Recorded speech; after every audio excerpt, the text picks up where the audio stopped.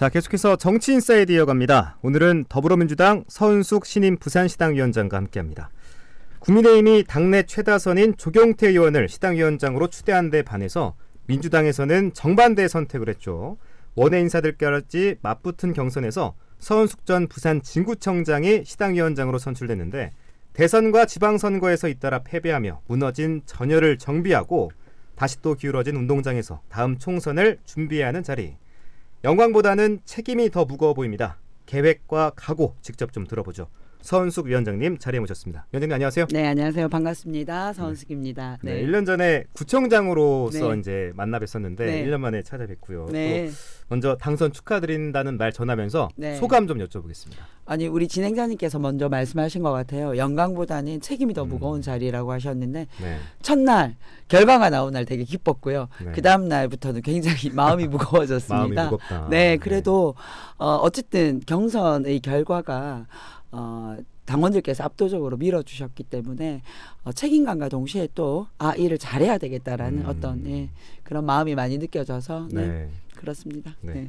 사실 그동안 국회의원들이 선수에 맞춰 합의 추대하는 방식으로 시당위원장을 맡아왔는데 7년 만에 펼쳐진 경선이잖아요. 또 당대표와 최고위원 선거 일정과도 맞물려서 지켜보는 입장에서 흥미로웠는데 위원장님께서는 어떠셨습니까? 지켜보시는 분들은 굉장히 재밌었을 것 같아요. 지켜봤으니까. 네. 그렇죠? 하는 저희들은 네. 굉장히 또 긴장되기도 했었고요. 이번에 이제 당대표 선거와 같이 진행이 됐는데 덕분에 당대표 최고위원 선거의 투표율이 부산이 최고였습니다. 덕분에라는 표현을 하시네요. 네, 이게 시당위원장 경선에 우리 당원들이 관심이 집중되면서 그렇죠. 덩달아서 이제 중앙당 선거 투표율까지도 올라갔는데요. 일단 7년 만에 치러졌다는 게 의미가 있고 그동안은 이제 원내 국회의원들께서 돌아가면서 합의 추대하는 방식으로 됐는데 7년 만에 경선으로 우리 당의 새로운 변화와 혁신을 위해서 어떤 사람을 시당위원장으로 뽑는 것이 좋을까라는 이런 아주 재미난 과정이었던 것 같아요. 그래서 당원들과의 토론회나 간담회 이런 것들을 통해서 당원들도 많이 만나고 또 우리 당의 문제점이나 어려운 점에 대한 얘기도 나눌 수 있고 그래서 저는 굉장히 우리 당을 또 가까이에서 지켜보고 또 당원들의 어떤 어려움을 들을 수 있는 그런 좋은 자리였다고 생각하고요. 앞으로도 시당위원장은 경선을 해야 되지 않을까라는 생각이 들었어요. 어떤 점에서 그렇게 느끼셨습니까? 후보들이 아무래도 경선을 하게 되면 당원들에게 조금 더 목소리에 귀를 기울이게 되고 우리 당의 문제에 대해서 더 고민하는 시간들을 가지게 되는 것 같아요.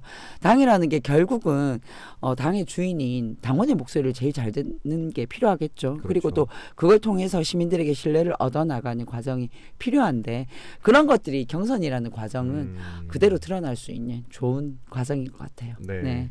자, 이제 원외에서 시당을 이끌게 됐는데 중량감이 떨어지는 거 아니냐 이런 지적도 있거든요. 시당을 이끌 만한 충분한 리더십을 발휘할 수 있을까라는 의구심에 대해서는 어떻게 대답하시겠습니까? 네, 저는 충분히 그런 걱정들을 하실 수 있다고 생각을 해요.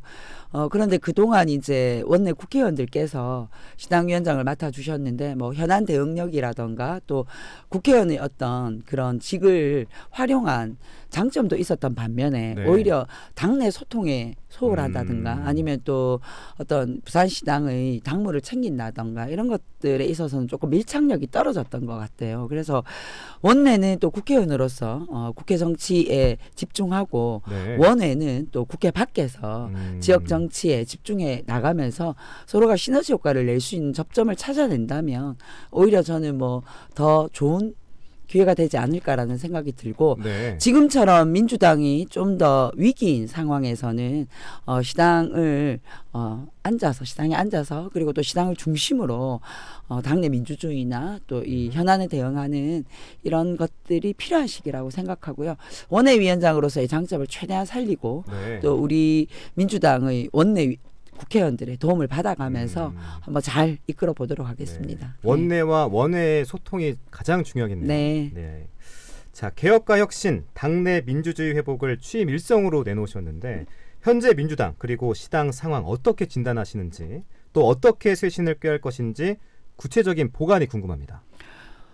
지금은 시민들께서 민주당에 대한 실망이 저는 아주 크다고 생각을 합니다. 그리고 사실 4번의 선거 실패라는 것도 있지만 오거돈 사건 이후에 부산 민주당이 부산 시민들에게 반성하고 사과하는 이런 진정 어린 정치적 행위들이 좀 없었다라는 생각이 들어요. 그래서 부산 민주당이라는 이 메신저가 신뢰를 받지 못했기 때문에 부산 민주당에서 나오는 메시지들이 시민들에게 제대로 효과적으로 저는 다가가지 못했다라고 생각을 합니다. 그런 네. 의미에서 당 내적으로는 혁신위원회를 통한 당내 민주주의 시스템을 좀 복원할 계획이고요. 네. 그리고 부산 시민들께서 공감하실 수 있는 그런 정책을 만들어내기 위한 5.6도 연구소를 빨리 복원해서 부산 시민들을 위한 그 시민들과 함께 만들어 나가는 부산의 정책을 민주당표 부산 정책을 만들어 나가는 데 집중할 계획입니다. 네. 결국 부산 민주당은 2024년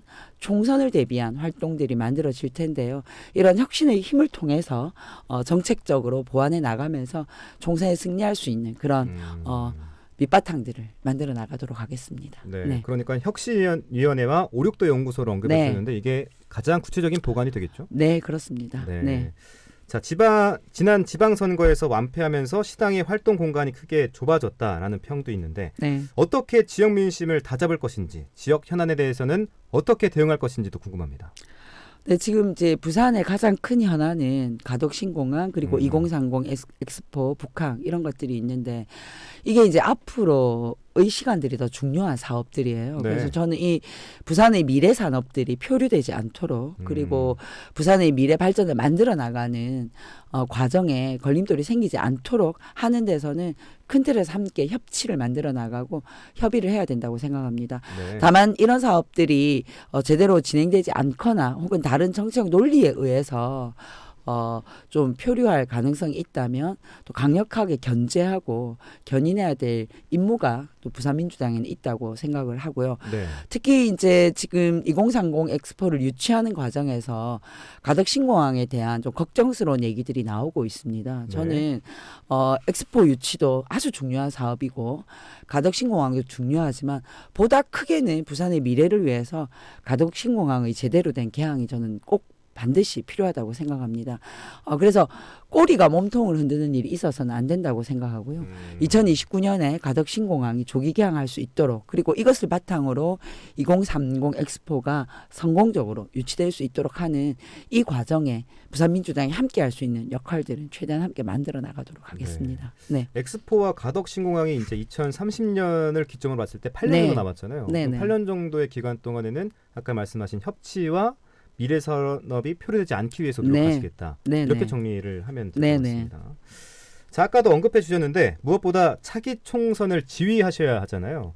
앞으로 1년 8개월, 길고도 짧은 시간일 네. 수 있는데 많은 변수가 있겠지만 어떻습니까? 어떻게 해볼 만하다고 생각하십니까? 네, 저 2020년 총선에 부산 민주당이 18석 중에 3석밖에 의석은 못 가져왔지만 네. 평균 득표율이 43%였습니다. 적어도 부산 내에선 6대4 구도가 만들어져 있다고 생각을 하고요. 앞으로 이제 2024년 총선에서 과반수 의석을 획득하는 것을 목표로 네. 부산민주당은 준비해 나갈 계획입니다. 사실 이제 제일 중요한 것은 시민들에게 신뢰를 회복하고 그것을 바탕으로 총선에 잘 임하는 것이 저는 필요하다고 생각하고요. 유능한 정당으로 그리고 부산 시민들에게 신뢰를 받을 수 있는 정당으로 거듭나기 위한 노력들을 네. 열심히 하겠습니다.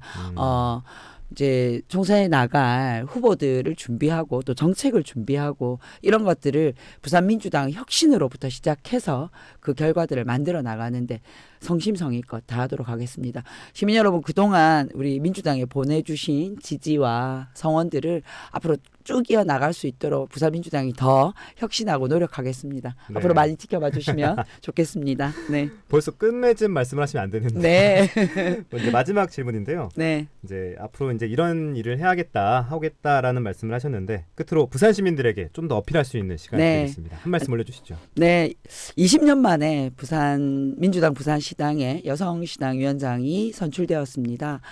저는 여성시당 위원장이라는 의미와 함께 변화와 개혁을 주문하는 우리 당원과 지지자들의 그런 요구가 아주 높은 시기에 시당위원장으로 선출됐습니다. 부산민주당이 혁신으로 좀 더 유능한 정당으로 저는 탈바꿈해야 된다고 생각합니다. 야당으로서 비판만 하는 것이 아니라 제대로 된 대안을 제시하는 책임 있는 그런 야당의 모습을 부산 시민들께 보여드리도록 하겠습니다. 민주당 내부의 혁신을 통해서 2024년 총선에서 부산 정치 또 새로운 대안으로 우뚝 서는, 그래서 과반을 획득하는 그날까지 열심히 노력하도록 하겠습니다. 시민 여러분, 그동안 민주당이 보여드렸던 실망스러운 모습 이제 극복하고 좀 더 유능한 정당으로 거듭나겠습니다. 앞으로도 꾸준한 애정과 지원 그리고 지지를 부탁드리겠습니다. 고맙습니다. 네. 오늘은 여기까지 듣도록 하겠습니다. 네. 지금까지 더불어민주당 서은숙 부산시당 위원장이었습니다. 자, 에너지 넘치는 모습 항상 많이 네. 보여주셨는데 배가 너무 한쪽으로 기울어도 방향을 제대로 잡기 힘들겠죠. 네. 야당의 존재감을 확실히 좀 보여주시길 기대하겠습니다. 고맙습니다. 오늘 귀한 시간 내주셔서 고맙습니다. 감사합니다.